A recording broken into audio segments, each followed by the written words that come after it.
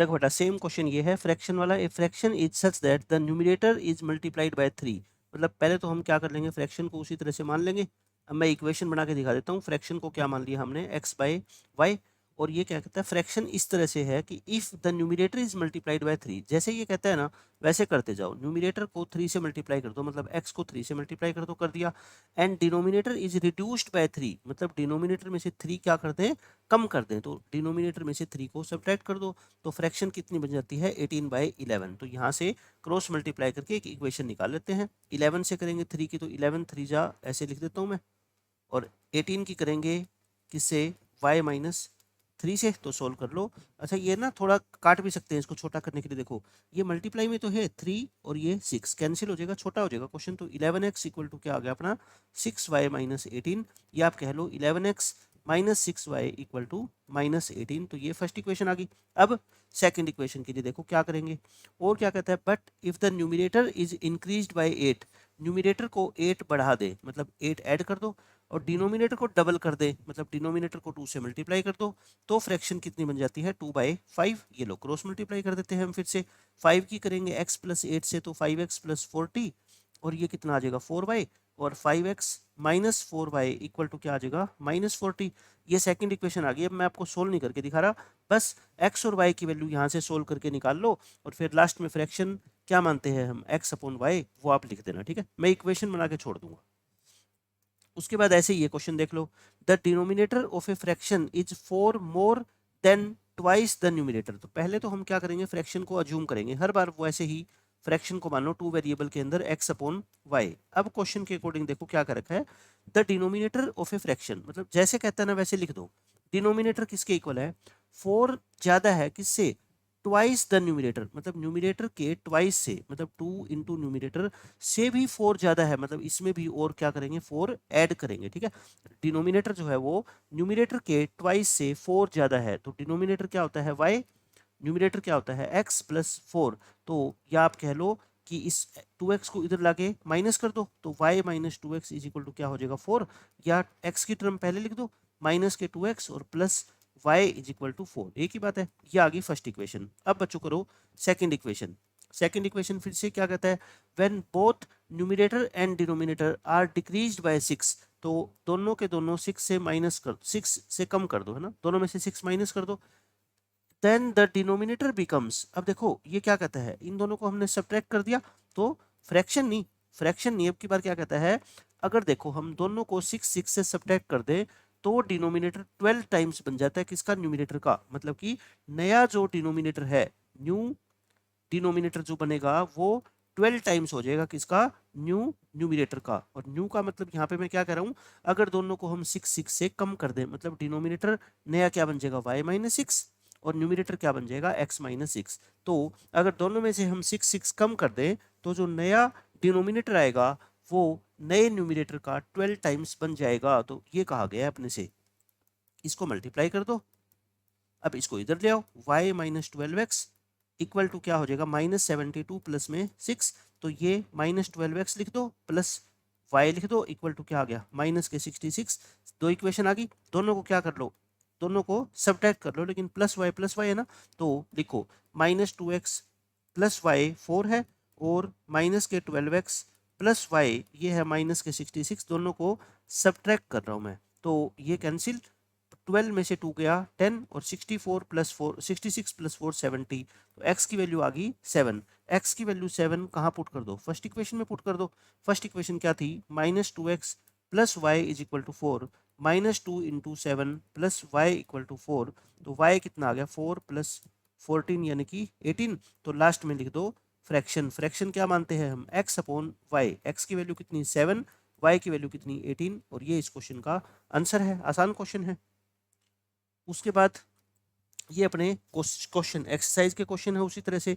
The numerator of a fraction is 4 less than the denominator. तो पहले तो क्या करेंगे, वही फ्रैक्शन को अज्यूम कर लेंगे। फ्रैक्शन क्या हो जाएगी, x/y। क्वेश्चन के अकॉर्डिंग क्या कहा गया है कि जो न्यूमिनेटर है, मतलब जो न्यूमिनेटर है वो 4 कम है किससे, डिनोमिनेटर से, मतलब डिनोमिनेटर में से 4 क्या कर दो, कम कर दो। तो न्यूमिनेटर की वैल्यू कितनी है x, डिनोमिनेटर की वैल्यू कितनी है y। तो x माइनस वाई किसके इक्वल आ गया, -4। ये आ गई फर्स्ट इक्वेशन। अब सेकंड इक्वेशन फिर से क्वेश्चन के अकॉर्डिंग क्या कहा गया है, if the numerator is decreased bye 2, कर दो न्यूमिनेटर को जो है डिक्रीज कर दो 2 से, तो न्यू न्यूमिनेटर क्या बन जाएगा बताओ, न्यू न्यूमिनेटर पहले से 2 कम कर दो है ना, x-2, और डिनोमिनेटर को इंक्रीज कर दे 1 से, तो नया डिनोमिनेटर कितना बन जाएगा, y+1 बन जाएगा। अब इन दोनों में एक रिलेशन दे रखा है, क्या डिनोमिनेटर जो है वो 8 टाइम्स हो जाएगा किसका, न्यूमिनेटर का, मतलब कि अब जो ये नया डिनोमिनेटर बना है ना ये y+1, ये 8 टाइम्स है किसका, इस नए वाले न्यूमिनेटर का, ऐसे।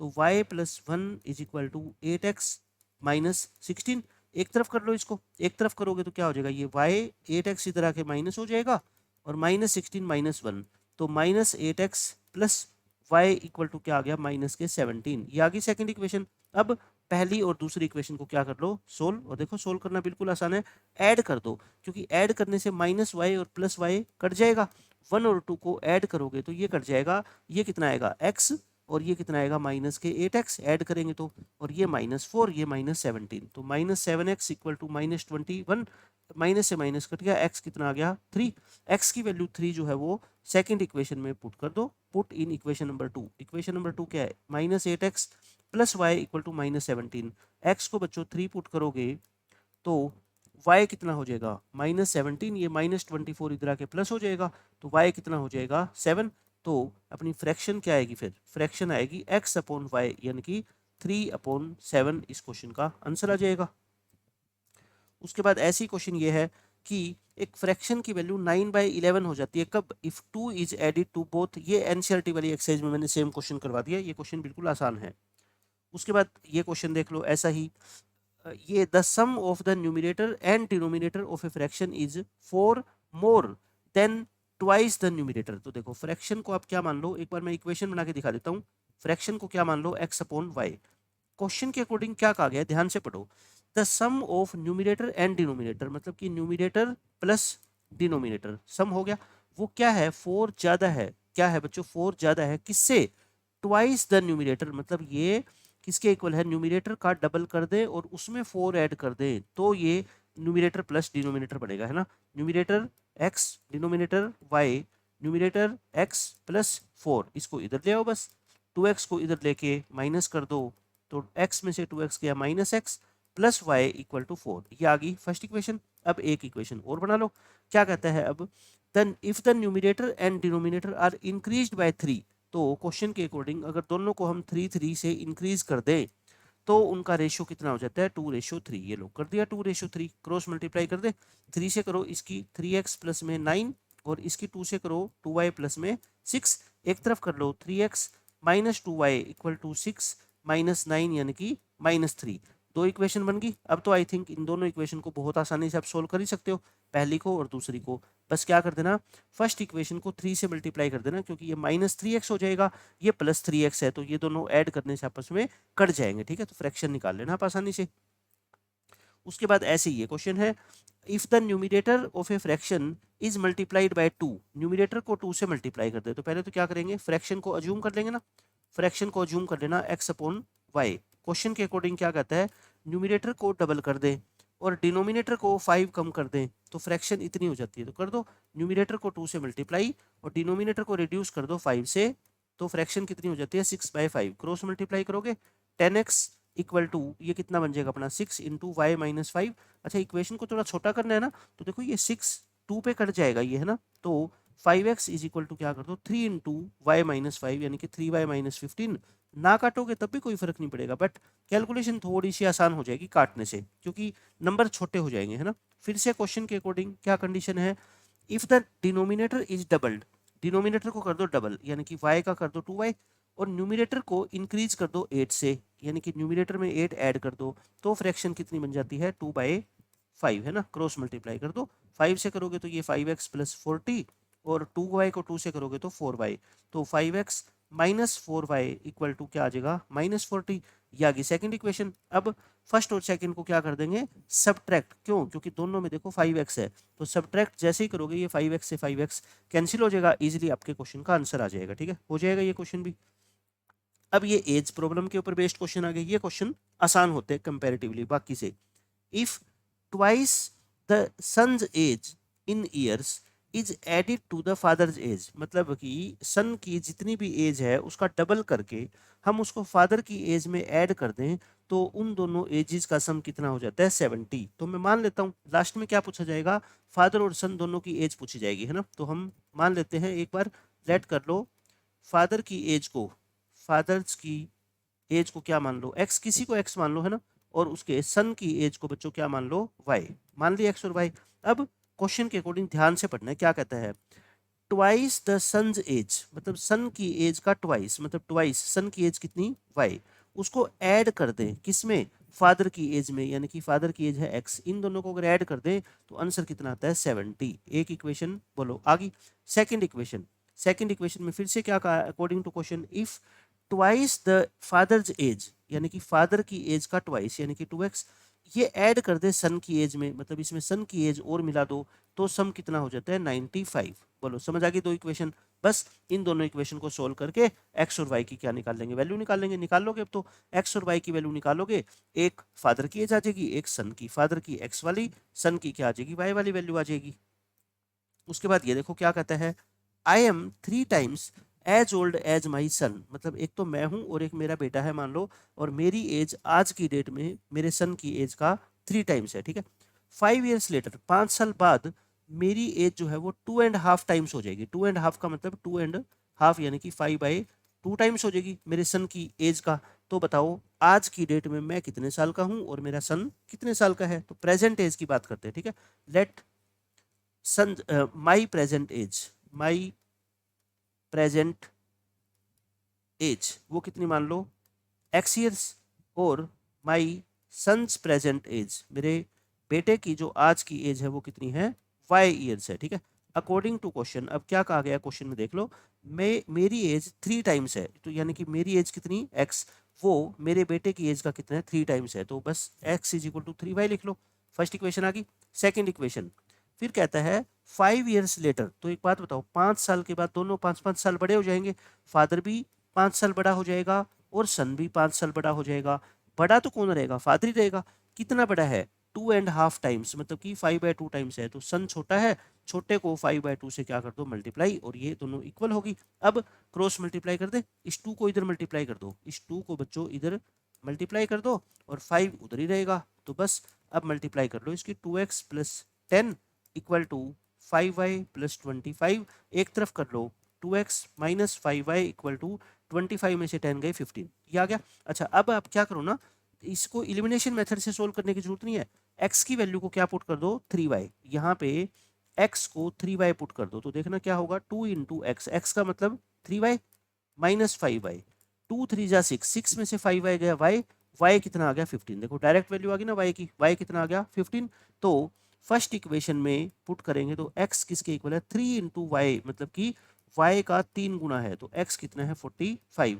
तो यानी कि आज की डेट में मेरी एज कितनी है 45 और मेरे सन की एज कितनी है 15 ईयर्स है। So my present age, last में लिख देना answer. So my present age वो कितनी है 45 ईयर्स है, और my son's present age, my son's present age वो कितनी है 15 ईयर्स है, क्योंकि इसने बोला था ना कि आज की डेट में मैं मेरे सन का 3 टाइम्स हूँ, तो सन 15 का है, तो ये 15 3 जा 45 ईयर्स का है। एक क्वेश्चन और देख लो ऐसा ही, एनसीईआरटी का क्वेश्चन है, ये एनसीईआरटी के अंदर मैंने कवर किया है एक्सरसाइज में, ठीक है, आसान क्वेश्चन है ये। उसके बाद एनसीईआरटी एग्जाम्पलर का क्वेश्चन है, 2 ईयर्स एगो की बात कर रहा है, सलीम जो है वो थ्राइस था as old as his daughter, मतलब यहाँ पे 2 पर्सन की बात की गई है, एक सलीम और एक उसकी डॉटर। तो पहले हम क्या करेंगे प्रेजेंट एज की बात करेंगे, हमेशा सबसे स्टार्टिंग में प्रेजेंट एज मानो, ठीक है। Let Salim's present age, Salim जो आज है, आज कितने साल का है सलीम, सलीम्स प्रेजेंट एज उसको मान लो एक्स ईयर्स, और उसकी डॉटर की जो प्रेजेंट एज है हिज डॉटर्स प्रेजेंट एज उसको मान लो वाई ईयर्स, है ना, ये मान ली। अब क्वेश्चन में क्या कहा गया आपसे 2 ईयर्स एगो, मतलब आज से 2 साल पहले, 2 ईयर्स एगो की बात करेंगे, 2 ईयर्स एगो आज से 2 साल पहले दोनों क्या होंगे 2 ईयर्स छोटे होंगे, तो सलीम की एज कितनी रही होगी 2 साल पहले की बात कर रहे हैं, तो सलीम रहा होगा x - 2 ईयर्स का, और इसकी डॉटर रही होगी y - 2 ईयर्स की। ईयर्स लिख देना यहाँ पे, है ना, सब्जेक्टिव क्वेश्चन हम सोल्व कर रहे हैं। तो क्वेश्चन के अकॉर्डिंग क्या कहता है, आज से 2 साल पहले सलीम जो है ना वो थ्राइस था, मतलब कि क्वेश्चन के अकॉर्डिंग जो सलीम की एज है x-2 और जो डॉटर की एज है वो डॉटर की एज को अगर 3 से मल्टीप्लाई करेंगे तभी तो ये क्या इक्वल बनेंगे। तो बस क्रॉस ये सिंप्लीफाई करके x और y में एक इक्वेशन बना लेते हैं, x-3y इक्वल टू -6 प्लस 2 यानी x-3y की वैल्यू कितनी आ गई -4। एक इक्वेशन आ गई। सेकंड इक्वेशन देखो, 6 ईयर्स लेटर मतलब आज से 6 साल बाद, तो अब हम क्या कहेंगे 6 ईयर्स लेटर।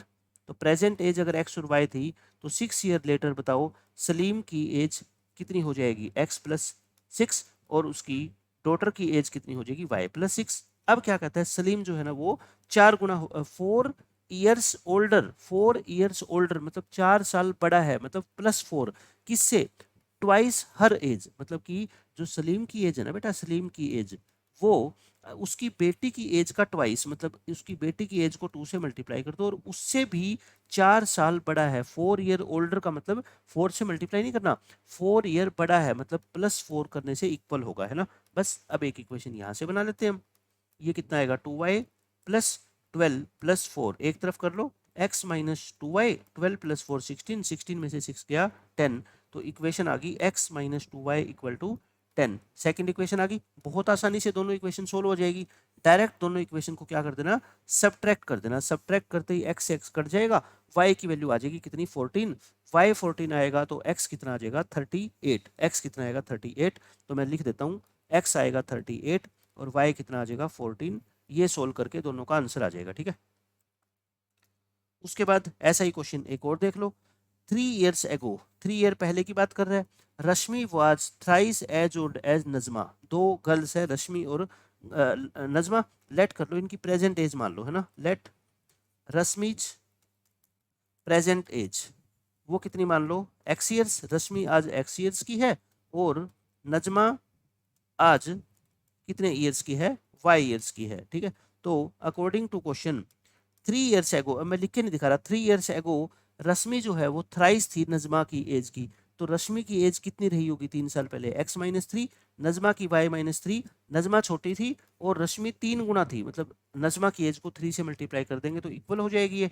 तो 3y-9, तो x-3y कितना हो जाएगा -6। फर्स्ट इक्वेशन आ गई।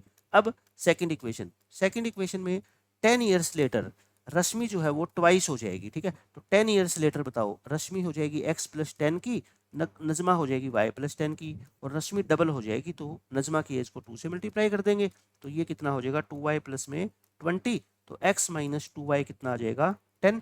दोनों इक्वेशन को आपस में सब्ट्रैक्ट कर दोगे ना, ताकि x से x क्या है कट जाए सीधा और बस x और y दोनों की वैल्यू आ जाएगी। वही पूछा है आज की डेट में रश्मि और नजमा कितने कितने साल की है। उसके बाद देखो ये क्वेश्चन, इस तरह के क्वेश्चन हम एनसीईआरटी में बहुत कर चुके हैं कि कुछ जो एक्सपेंसेस होता है वो फिक्स होता है और बाकी जो है वो डिपेंड करता है कि कितने दिन आपने मेस के अंदर खाना खाया है। जैसे घर में हम किराए पे घर लेते हैं तो किराया तो फिक्स होता है, चाहे घर में हम 5 दिन बाहर घूमने चले जाएंगे बट किराया तो उतना ही देना पड़ेगा। बट हम खाना खाते हैं, मान लो किसी होटल में या किसी मेस के अंदर जाके खाना खाते हैं तो खाने का खर्चा हमारे को डेली के हिसाब से देना पड़ता है, मतलब कि जितने दिन खाना खाएंगे या जितनी डाइट हम खाएंगे उतने के हिसाब से ही पैसे लगेंगे।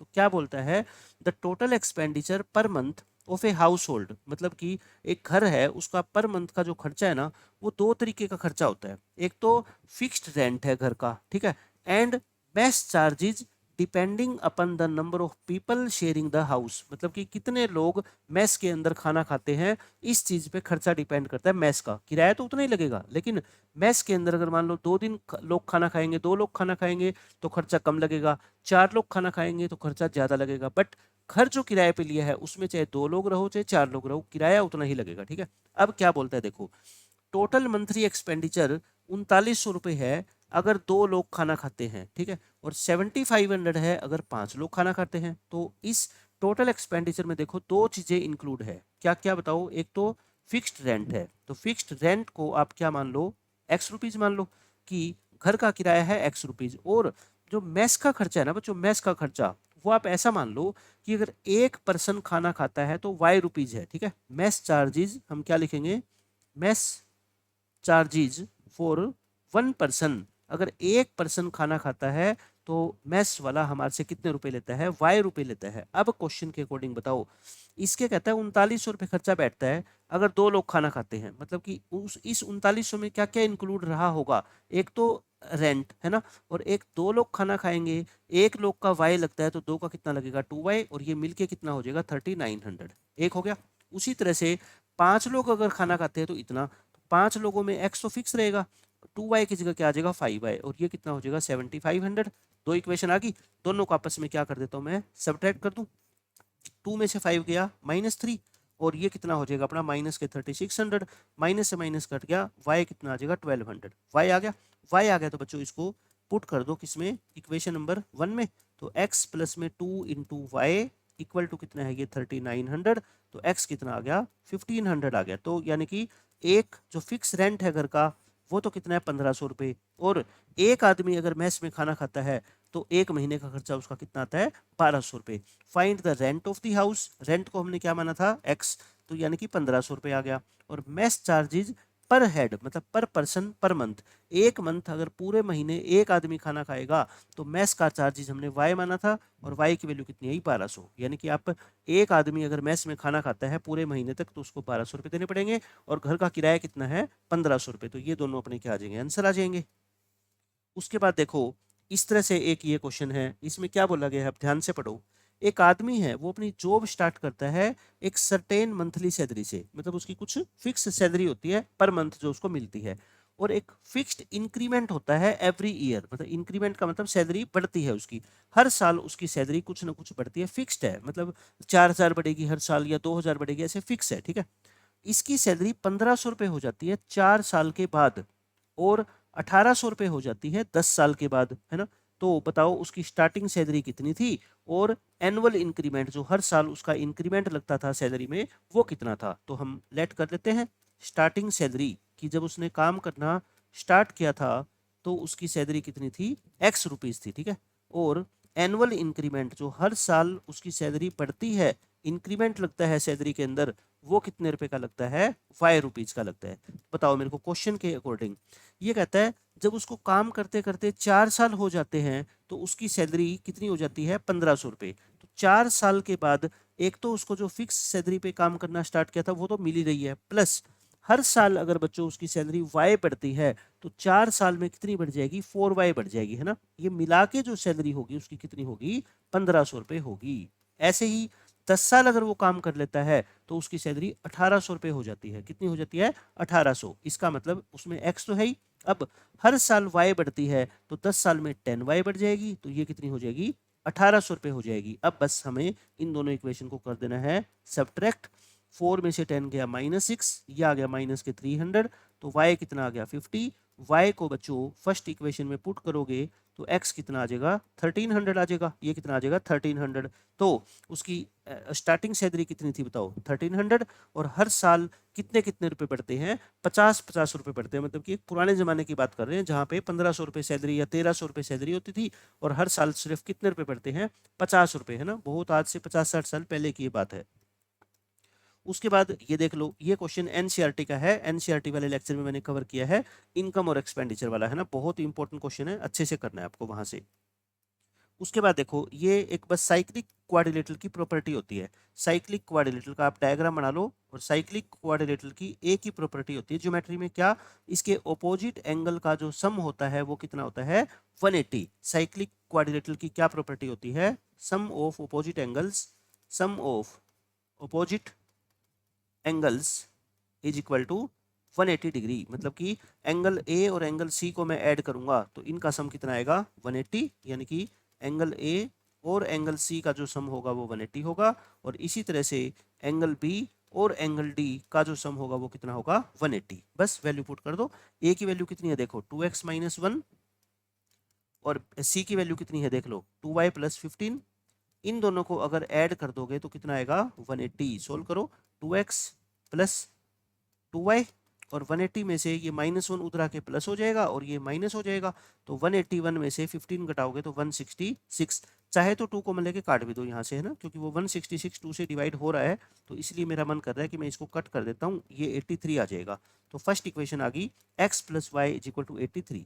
सेकेंड इक्वेशन बनाए b + d, बी कितना है देख लो, y प्लस 5, डी कितना है बच्चों 4x माइनस 7 इक्वल टू 180। तो कितना आ गया ये 4x plus y equal to 180 में ये प्लस 7 कर दो और माइनस 5 कर दो, यानी कि 182 हो जाएगा। तो 4x प्लस वाई कितना आ गया 182, ये आ गई सेकंड इक्वेशन। अपने को चारों के चारों एंगल निकालने हैं, तो पहले दोनों को सोल्व करें। बताओ क्या कर देते हैं, सेकंड में से फर्स्ट को माइनस कर दूं, तो 4x प्लस वाई की वैल्यू कितनी है 182 और x प्लस वाई कितना है 83, माइनस करेंगे तो 3x 182 में से 83 गए 99, x कितना आ गया 33। x अगर 33 आ गया तो यहाँ से y कितना आ जाएगा 50 आ जाएगा। बट ये आंसर नहीं है, चारों एंगल निकालने हैं, फाइंड ऑल 4 एंगल्स। तो यानी कि एंगल ए निकालो, एंगल ए कितना था बताओ 2x माइनस 1, x की वैल्यू कितनी 33 माइनस 1, 66 में से 1 गया 65, 65 डिग्री आ गया। अच्छा एंगल बी निकाल लो, एंगल बी कितना है y प्लस 5 यानी कि 50 प्लस 5 55 डिग्री आ गया। अब एंगल सी निकालने के लिए आपको निकालने की जरूरत नहीं है, देखो ए और सी का सम कितना होता है बताओ 180।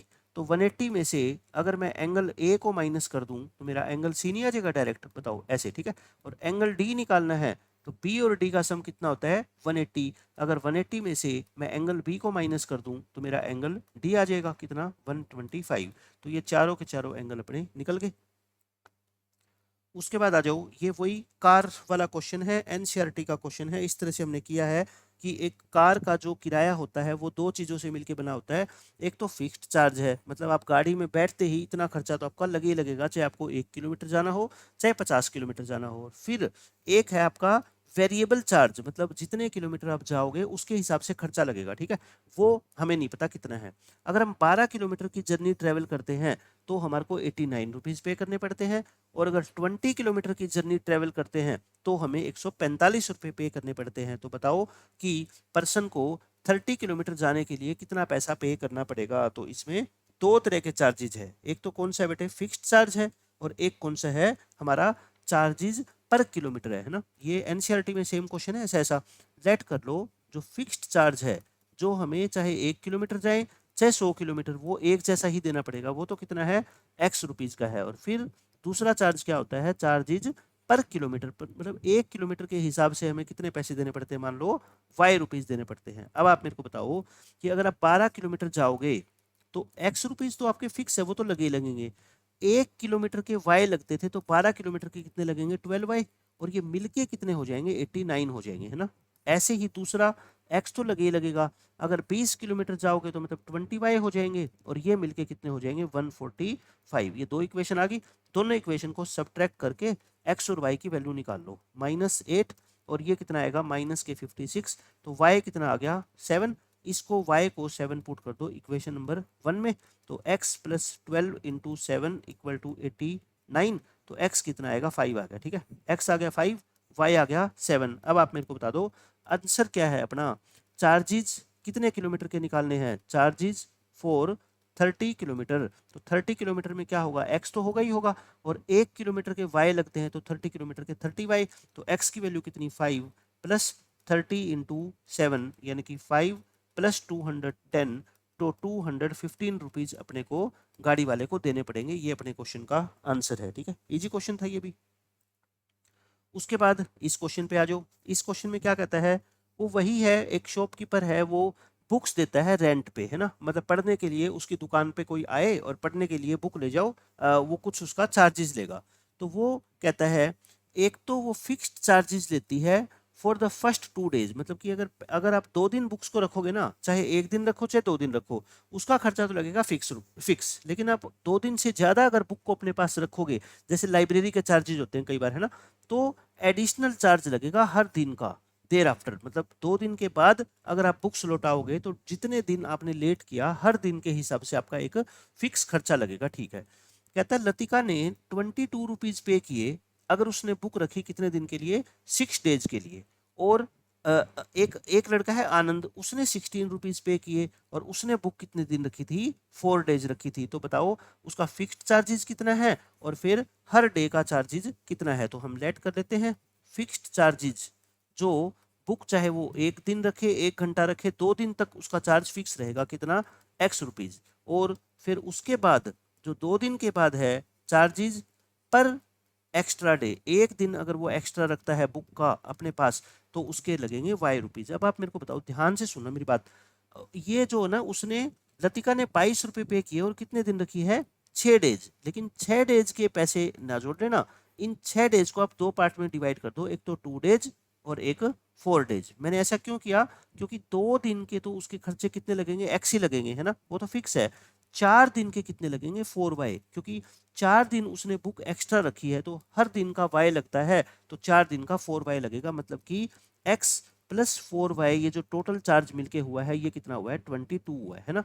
ऐसे ही आनंद ने अपने पास बुक रखी 4 दिन, बट ये 4 दिन को आप दो पार्ट्स में डिवाइड करो, 2 दिन तो जो फिक्स वाले है ना, एक्स्ट्रा कितने दिन रखी इसने, 2 दिन, तो फिक्स्ड के तो एक्स ही लगेंगे, 2 दिन के कितने लगेंगे, 2 वाई, और इन दोनों का जो सम है वो कितना है बच्चों, 16 है ना। तो ये फर्स्ट इक्वेशन, ये सेकंड इक्वेशन, आई थिंक अब तो आप सोल्व कर ही लोगे दोनों को, सब्ट्रैक्ट कर रहा हूँ मैं, है ना। एक्स एक्स कट गया, 4 में से 2 गया 2 वाई, 22 में से 16 गया 6, वाई कितना आ गया 3। अब वाई को फर्स्ट इक्वेशन के अंदर पुट कर देना, एक्स कितना आ जाएगा 10। तो बस फिक्स्ड चार्ज को हमने क्या माना था, एक्स यानी कि 10 रुपीज, और चार्जेस पर ईच एक्स्ट्रा डे वो हमने क्या माना था, वाई, और वाई की वैल्यू कितनी आई 3, मतलब कि हर एक एक्स्ट्रा दिन आप रखोगे तो 3 रुपये चार्ज देना पड़ेगा, और फिक्स चार्ज कितना है आपका, एक्स यानी कि 10, 10 रुपये तो आपके लगे ही लगेंगे रेंट के, चाहे आप एक दिन रखो या 2 दिन रखो, बट 2 दिन के बाद अगर डिले करोगे तो डेली के आपको 3 रुपये के हिसाब से देने पड़ेंगे। उसके बाद देखो, ये भी बहुत अच्छा क्वेश्चन है, इजी क्वेश्चन है। जैसे कोई भी कॉम्पिटिटिव एग्जाम्स होता है ना बच्चों, उसमें नेगेटिव मार्किंग होती है, मतलब आप अगर गलत आंसर दे के आओगे तो आपका नंबर कटेगा उसमें, है ना, सही आंसर दोगे तो मिलेगा, गलत आंसर दोगे तो मार्क डिडक्ट हो जाएंगे। तो एक कॉम्पिटिटिव एग्जाम में 1 मार्क दिया जाता है, अवार्ड का मतलब आपको दिया जाएगा, पॉजिटिव मार्क्स मिलेंगे for each correct answer, and half mark is deducted for every wrong answer, मतलब अगर सही आप आंसर दोगे तो 1 नंबर मिलेगा, अगर गलत आंसर दोगे तो आपका हाफ नंबर कट जाएगा। जयंती ने 120 क्वेश्चन के आंसर दिए और उसके 90 मार्क्स आए, कितने मार्क्स आए, 90। तो बताओ कितने क्वेश्चन उसने सही किए, कितने क्वेश्चन उसने सही किए, क्योंकि देखो अगर सारे क्वेश्चन वो सही करती तो 120 के हिसाब से उसके 120 मार्क्स आने चाहिए थे, लेकिन मार्क्स तो कितने आए, 90। इसका मतलब कुछ ना कुछ क्वेश्चन उसने गलत भी किए होंगे, कितने गलत किए कितने सही किए हम निकाल सकते हैं, ठीक है। देखो टोटल क्वेश्चंस उसके एग्जाम में कितने आए बच्चों, 120। इन 120 में से कहता है कितने आंसर उसने करेक्ट दिए, हम लेट कर लेते हैं, लेट सी आंसर्ड करेक्टली, उसने करेक्ट आंसर कितने क्वेश्चंस के दिए, एक्स क्वेश्चंस के दिए, कितने क्वेश्चंस के दिए, एक्स क्वेश्चंस के दिए, ठीक है, हमने मान लिया। तो अब बताओ, सी आंसर्ड रोंगली, तो रोंग कितने क्वेश्चन हुए उसके, मान लो वाई क्वेश्चन, क्योंकि हम 2 वेरिएबल्स के अंदर लीनियर इक्वेशन पढ़ रहे हैं, तो एक अगर हमने करेक्ट को एक्स मान लिया तो रॉन्ग को हमने क्या मान लिया, वाई क्वेश्चन उसके गलत थे और एक्स क्वेश्चन उसके सही थे। पहले तो मेरे को बताओ पहली इक्वेशन क्या बनेगी, टोटल क्वेश्चन उसके कितने थे पेपर में, 120, उनमें से एक्स उसने सही किए, वाई उसने गलत किए, तो एक्स और वाई का सम कितना हो गया, 120। एक इक्वेशन तो पता लगी। दूसरी इक्वेशन, उसके टोटल मार्क्स कितने आए हैं, टोटल मार्क्स उसके पेपर में आए हैं कितने, 90। अब ये टोटल मार्क्स कैसे आएंगे, मेरी बात ध्यान से सुनना, अगर उसने एक क्वेश्चन सही किया होता तो 1 नंबर मिलता, बट उसने एक्स क्वेश्चन सही किए हैं तो एक्स इंटू 1 नंबर मिलेगा। गलत क्वेश्चन में माइनस करोगे, है ना, एक क्वेश्चन गलत करते तो हाफ मार्क्स कटता है, तो वाई क्वेश्चन गलत करोगे तो वाई इंटू 1/2 मार्क्स कटेंगे, कटेंगे मतलब उसको माइनस करेंगे, और ये कुल मिला के कितने होंगे, 90 होंगे। बताओ अब मेरी बात समझ गए, तो यहाँ से आप चाहो तो 2 क्या ले लो, एल्शियम, तो 2x माइनस वाई हो गया 90, क्रॉस मल्टीप्लाई करोगे 2x माइनस वाई कितना हो जाएगा, 180, ठीक है, समझ गए, दो इक्वेशन आ गई। अब इन दोनों इक्वेशन को क्या कर लो, सोल्व कर लो, और सोल्व करके आपको वैल्यू किसकी निकालनी है, करेक्ट कितने, करेक्ट को क्या माना था, एक्स, मतलब एक्स की वैल्यू निकालनी है, तो दोनों को ऐड कर दो, आई थिंक बस सीधा ही एक्स आ जाएगा।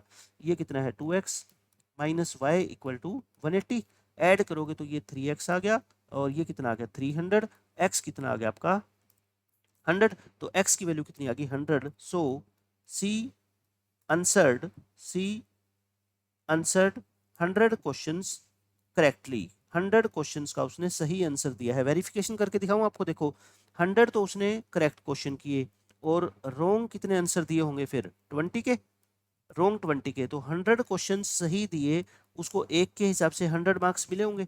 20 क्वेश्चंस उसने रोंग किए, बट एक क्वेश्चन का उसका आधा नंबर कटता है, तो 20 क्वेश्चन के 10 कट गए, तो 10 कट गए है ना, तो 100 सही किए और 10 कट गए, तो इसका मतलब उसके मार्क्स कितने आएंगे 90, और यही तो लिखा गया था कि उसके 90 मार्क्स आए हैं। ठीक है, तो वेरिफिकेशन भी होगी कि हमारा आंसर क्या है, सही है। अब ऐसा ही एक क्वेश्चन ये है, देखो इसमें तारा ने स्कोर किया 40 marks in a test getting 3 marks for each right answer. अब की बार तारा जो एग्जाम दे रही है उसमें उसको एक सही आंसर देने के लिए 3 मार्क्स मिलेंगे और 1 मार्क्स कट जाएगा, लूज कर जाएगी अगर वो गलत आंसर देगी। ठीक है, तो अब हम देखते हैं क्या क्या है। अगर उसने हैड, अब ये कहता है वो तारा हिसाब लगाती है, अगर ऐसा होता कि मेरे को सही आंसर के लिए तो 4 मार्क्स मिलते और गलत के लिए बेशक मेरे 2 मार्क्स कट जाते, तो मेरे जो है ना मार्क्स 50 होते। पहले तो कितने आए थे 40 है ना, लेकिन अगर वो टीचर को कहती है सर आप ऐसा कर लो, आप मेरे जो गलत आंसर है ना उसके लिए तो 1 की जगह 2 नंबर काट लो, जो सही है उसके लिए मेरे को 3 की जगह 4 दे दो, तो उसके मार्क्स पहले से बढ़ जाएंगे, कितने हो जाएंगे 50 हो जाएंगे। मतलब उसने गलत कम किए हैं, सही ज्यादा किए हैं, समझ रहे हो, ऐसा है ये। तो अज्यूम करो कि तारा ने सारे के सारे क्वेश्चन अटेम्प्ट किए हैं, पेपर में जितने क्वेश्चन आए थे उतने अटेम्प्ट करे हैं, तो बताओ टोटल नंबर ऑफ क्वेश्चन कितने थे टेस्ट में। तो बिल्कुल आसान चीज है, लेट कर लेते हैं। Number of questions that Tara answered correctly, है ना, तारा ने कितने क्वेश्चंस का आंसर सही किया, उसको तो आप क्या मान लो बच्चों x, और number of questions Tara answered wrongly, Tara ने जो रोंग आंसर दिए उसको क्या मान लो y। तो फिर बताओ आप मेरे को टोटल क्वेश्चंस कितने बन गए x प्लस वाई, जितने सही किए जितने गलत किए दोनों का सम ही तो टोटल क्वेश्चन होता है। तो आपको जो आंसर निकालना है वो किसका निकालना है बताओ, x प्लस वाई का, क्योंकि पेपर में टोटल नंबर ऑफ क्वेश्चन पूछे। ठीक है, अब मेरी बात ध्यान से सुनना, इक्वेशन कैसे बनाएंगे हम। इक्वेशन ये कहता है 3 मार्क्स मिले उसको हर एक राइट आंसर के लिए, और राइट उसने कितने आंसर दिए 3x, तो एक क्वेश्चन के लिए अगर 3 मार्क्स मिलते हैं तो x के लिए कितने मिलेंगे 3x, है ना, और एक नंबर कटता है उसका गलत के लिए, और गलत कितने दिए y, तो y के लिए y इंटू 1 माइनस करेंगे क्योंकि ये कट रहा है, और ऐसे करके उसके टोटल मार्क्स कितने बन गए 40। एक इक्वेशन आ गई।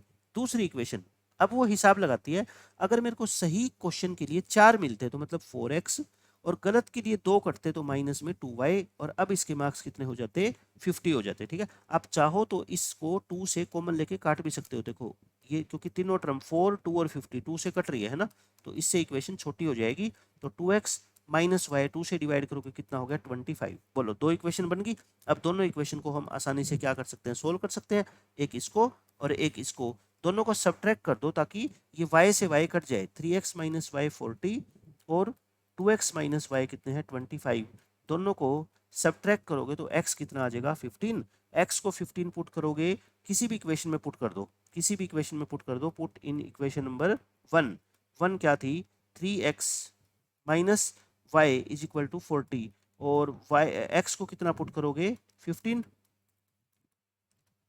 तो y कितना आ जाएगा, आई थिंक 5 आ जाएगा, है ना, y कितना आ जाएगा 5। सो आंसर कितना आ गया अपना बताओ, x प्लस वाई था ना, करेक्ट प्लस इनकरेक्ट, तो x कितना आया अपना 15, y कितना आया 5, तो 20।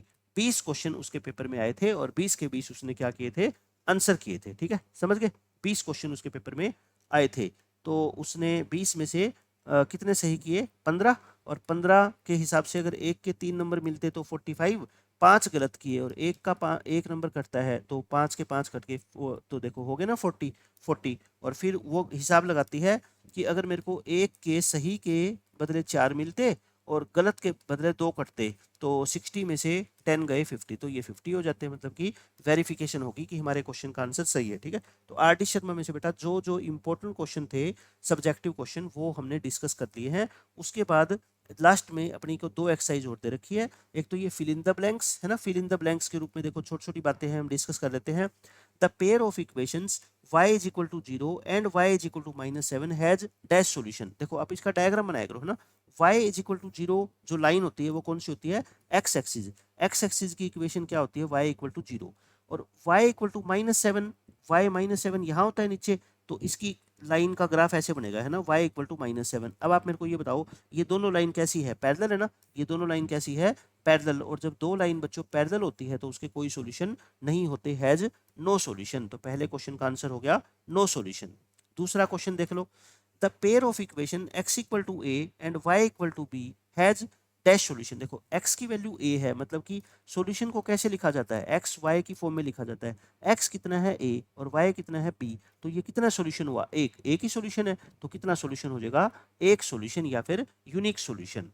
तीसरा क्वेश्चन देख लो, pair of equation this and this has no solution. अगर नो सॉल्यूशन होते तो कंडीशन पता है ना क्या होती है बच्चों नो सॉल्यूशन के लिए, a1 upon a2 equal to b1 यानी कि y का कोफिशिएंट और यहाँ 5 और नॉट इक्वल टू 2/1। तो बस अपने को तो k निकालना है, पहली दो इक्वेशन को इक्वेट कर लो तो क्या होगा बताओ, 4k इक्वल टू 15, तो k कितना आ जाएगा अपना 15/4। तो इस क्वेश्चन का आंसर कितना आ जाएगा अपना 15/4, थर्ड का आंसर आ गया। फोर्थ देख लो, if a pair of linear equations is consistent. अगर कंसिस्टेंट होती है तो कंसिस्टेंट का मतलब क्या होता है कि उसके सॉल्यूशन होंगे। सॉल्यूशन कैसे होंगे, या तो यूनिक हो सकते हैं और या फिर बच्चों कैसे हो सकते हैं, इनफाइनेटली मैनी हो सकते हैं।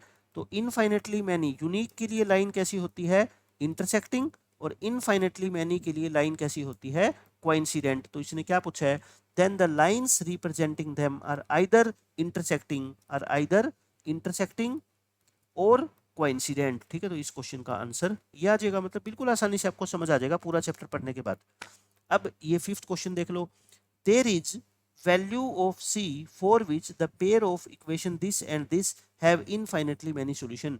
कितनी वैल्यू होगी c की, कहता है जिसके लिए इनफाइनेटली मैनी सॉल्यूशन हो जाए। तो करके देखें, इनफाइनेटली मैनी सॉल्यूशन के लिए क्या होता है, a1 अपॉन a2 इक्वल होता है b1, y का कोफिशिएंट -1 यहाँ -2 इक्वल होता है c1 अपॉन c2। लेकिन देखो ध्यान से देखना, आप मेरी बात सुनना, इन दोनों को अगर आप इक्वेट करते हो तो c/6 equal to 1/2 equal to 2/3। अब देखो यहाँ से तो आप कह दोगे कि 2c इज इक्वल टू 6 आ गया, c 3 आ गया, लेकिन एक बच्चों बात बताओ मेरे को, ये भी तो दोनों इक्वल होने चाहिए ना, तीनों इक्वल होंगे तभी तो बात बनेगी, तभी तो इनफाइनाइट सॉल्यूशन होंगे।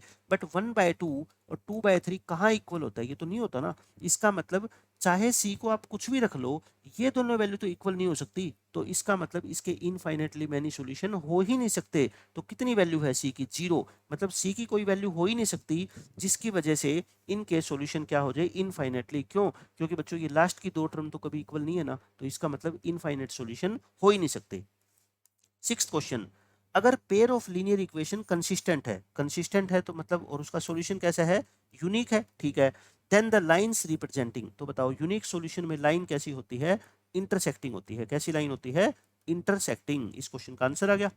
Seventh question, the pair of equation this and this have infinitely many solution for, ये सिंबल किसका होता है, लैम्डा, इसको क्या बोलते हैं, लैम्डा, ऐसे बनाते हैं, ऐसे लैम्डा, ये सिंबल होता है लैम्डा का, ठीक है। तो इनफाइनेटली मैनी सॉल्यूशन के लिए क्या होता है, a1 upon a2 equal to b1 upon b2 equal to c1 upon c2। तो बस पहले दो को इक्वेट कर लो ना, 6 लैम्डा इक्वल टू 6, लैम्डा कितना आ जाएगा 1, तो आंसर कितना आ गया 1। उसके बाद एट्थ क्वेश्चन, इन दोनों इक्वेशंस के यूनिक सॉल्यूशन है, ठीक है, for all real values of p except का मतलब होता है छोड़कर, मतलब किसको छोड़कर, मतलब p क्या नहीं हो सकता। तो ये अपने यूनिक सॉल्यूशन के लिए क्या होता है बताओ, a1 upon a2 not equal to b1 upon b2। बस इतना ही करो, तो क्रॉस मल्टीप्लाई करो, 3p is not equal to -12, तो p is not equal to -4। तो इसने क्या कहा है कि p की वैल्यू -4 नहीं हो सकती, बाकी तो सब कुछ हो सकती है ना। तो इसने ये पूछा है कि p की वैल्यू क्या होगी, किसको छोड़कर, सारे रियल नंबर होगी, किसको छोड़कर, -4 को छोड़कर, क्योंकि p -4 नहीं हो सकता, तो इसका आंसर क्या आ जाएगा, -4 आ जाएगा। नाइन्थ क्वेश्चन देखो, लाइन इन दोनों को रिप्रेजेंट करने वाली पैरेलल है, तो पैरेलल लाइन के लिए आपको पता ही है, a1 अपॉन a2 इक्वल होता है p1 upon b2 not equal होता है c1 अपॉन c2, यही होता है।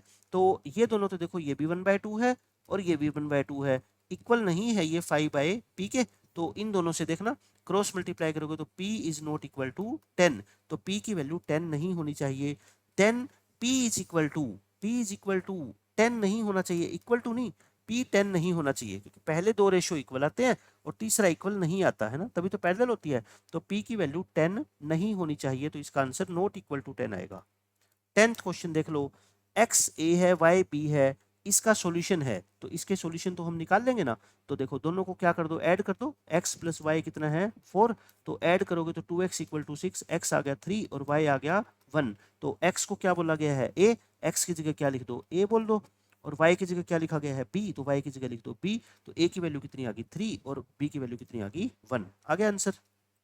उसके बाद 11th क्वेश्चन देख लो। If one equation of a pair of dependent linear equation, देखो बच्चों डिपेंडेंट लीनियर इक्वेशन कह लो या कोइंसिडेंट लाइन कह लो, एक ही बात होती है, ठीक है। डिपेंडेंट कह लो या कोइंसिडेंट कह लो, एक ही बात है। अगर एक इक्वेशन ये है तो कहते हैं दूसरी इक्वेशन क्या होगी, कोई भी इक्वेशन दे दो, ठीक है। कोइंसिडेंट में चाहे इन सब का डबल डबल कर दो। कोइंसिडेंट में क्या होते हैं, तीनों रेशियो सेम। 5 का डबल कर दो 10, -7 का डबल कर दो 14, +2 का डबल कर दो 4। तो ये दोनों लाइन क्या होगी, कोइंसिडेंट होगी। क्यों? क्योंकि इनका रेशियो सेम होगा। 5 को 10 से डिवाइड करो, -7 को -14 से करो, 2 को 4 से करो, सब कुछ क्या होगा, सेम होगा। फिर 12th क्वेश्चन पे आ जाओ। 12th में क्या कहता है, ये और ये पेयर कैसा है, पैरेलल लाइन है। पैरेलल लाइन है तो आप समझते हो पैरेलल लाइन में क्या कंडीशन होती है, बताओ। a1/a2 इक्वल होता है b1/b2, नॉट इक्वल होता है c1/c2। यही तो अपने को तो पहले दो को इक्वेट कर लो। a/3 इक्वल होता है 2/b के, क्रॉस मल्टीप्लाई करोगे तो a into B equal to क्या हो जाएगा 6। तो यही पूछा था, ए बी की वैल्यू कितनी होगी, 6 हो जाएगी। 13th क्वेश्चन देख लो अपना। 13th क्वेश्चन में बच्चों क्या कहा गया है, ये लाइन कट करती है कोऑर्डिनेट एक्सिस को ए और बी पे। तो एरिया ऑफ ट्रायंगल बताओ ए और बी का क्या होगा, है ना। तो ये क्वेश्चन कोई एग्जाम के लिए वैसे जरूरी नहीं है, अगर करना चाहते हो तो एक्स एक्सिस को कहाँ पे कट करती है ये लाइन, अगर मैं ये कहूँ कि ये लाइन एक्स एक्सिस को कहाँ पे कट करती है, एक्स एक्सिस को जहाँ पे भी कट करेगी बच्चों वहाँ वाई तो क्या होगा, 0 होगा ना। तो फटाफट से इस इक्वेशन में आप वाई को क्या पुट कर दो, 0 पुट कर दो। अगर y को 0 पुट करोगे तो x कितना आ जाएगा 3, तो x कोऑर्डिनेट 3। y एक्सिस को मान लो ये b पॉइंट पे कट करती है, y एक्सिस पे x क्या होता है 0, तो इसमें x को क्या लिख दो 0। x को 0 लिखोगे तो y कितना आ जाएगा 4। तो ये पॉइंट हो गया 0,4, मतलब कि ये डिस्टेंस कितनी होगी बताओ 3, और ये डिस्टेंस कितनी होगी 4। और ये एक राइट ट्रायंगल है ना, ये एंगल 90 डिग्री का होता है। तो ट्रायंगल का एरिया क्या होता है, half into base into height, half into 3 into 4 यानी कि 6 इस क्वेश्चन का क्या आ जाएगा, अपना आंसर आ जाएगा। उसके बाद 14th क्वेश्चन देखो। 14th क्वेश्चन में ये क्वेश्चन कोई एग्जाम के लिए आपके ज़्यादा इंपॉर्टेंट नहीं है, कि जैसे ये दे रखा है 2 की power x plus y equal to 2 की पावर x माइनस वाई, और तीनों का आंसर है √8। तो इसका आंसर भी √8 है और इसका आंसर भी √8 है। तो 2 की यहाँ पे अगर बेस 2 है ना, तो इधर भी बेस 2 बनाओ, है ना। √8 क्या होता है बताओ, 2 इंटू 2 इंटू 2, और ऐसे एक 2 बाहर आ जाएगा, 2√2। 2 और 2 की पावर ये कितनी है हाफ, तो बेस सेम है, पावर ऐड हो जाएगी, तो 2 की पावर कितनी होगी, ये 3/2 होगी, है ना। 2 की पावर कितनी होगी 3/2, तो ये कितना है 2 की पावर 3/2। ऐसे ही ये भी कितना होगा 2 की पावर 3/2। तो अब क्या कर लो, इनको आप पावर को इक्वेट कर लो, बेस सेम है ना, तो पावर भी इक्वल होगी। तो x प्लस वाई कितना हो गया 3/2, और यहाँ से x माइनस वाई भी कितना हो जाएगा 3/2। तो इनको क्या कर लो, ऐड कर ले, ये कट गया 2x इक्वल टू, अच्छा 3/2 प्लस 3/2 करोगे तो 3, तो x कितना आ गया 3/2, और यहाँ पे पुट करोगे वैल्यू तो y कितना आ जाएगा 0, क्योंकि 3/2 से 3/2 कट जाएगा, तो y कितना आ जाएगा 0। तो x आ गया 3/2 और y कितना आ गया 0। उसके बाद 15th क्वेश्चन, इन दोनों इक्वेशंस के कैसे सॉल्यूशन है फॉर रियल वैल्यूज ऑफ ए, कैसे सॉल्यूशन है चेक करें। तो a बाय रेशियो निकालते हैं, a/-12 और 3/a और 1/2, है ना। कैसे सॉल्यूशन हम देखते हैं एक बार। तो इन दोनों को अगर मान लो इक्वल मानते हैं हम, इक्वल नहीं हो सकते, ये क्यों नहीं हो सकते पता है, क्योंकि अगर इक्वल होते तो a स्क्वायर किसके इक्वल होता, -36 के। लेकिन बच्चों किसी भी रियल नंबर का स्क्वायर नेगेटिव नहीं हो सकता, यानी कि ये दो नंबर कभी भी इक्वल हो ही नहीं सकते। और अगर आप एक बात बताओ, पहले दो रेशियो इक्वल नहीं होते तो सॉल्यूशन कैसा होता था, हमेशा यूनिक सॉल्यूशन होता था। तो the system of equation has unique solution, कैसा सॉल्यूशन होगा, यूनिक सॉल्यूशन होगा, या इसको कह दो कंसिस्टेंट, क्योंकि सॉल्यूशन जब होता है तो सिस्टम को हम क्या बोलते हैं, कंसिस्टेंट बोलते हैं, ठीक है। एक ही बात है, यूनिक सॉल्यूशन कह लो या कंसिस्टेंट कह लो। तो ये अपना जो है ना चैप्टर नंबर 3, जितना भी आर डी शर्मा के इंपॉर्टेंट क्वेश्चन थे बेटा सारे खत्म हो गए। सब्जेक्टिव भी ऑब्जेक्टिव भी, जो ऑब्जेक्टिव की बुक है आर डी शर्मा की अलग से, उसके जो इंपॉर्टेंट क्वेश्चन है वो मैं अलग से करा दूंगा, बट मैक्सिमम क्वेश्चन आपसे खुद से उसके सोल्व हो जाएंगे।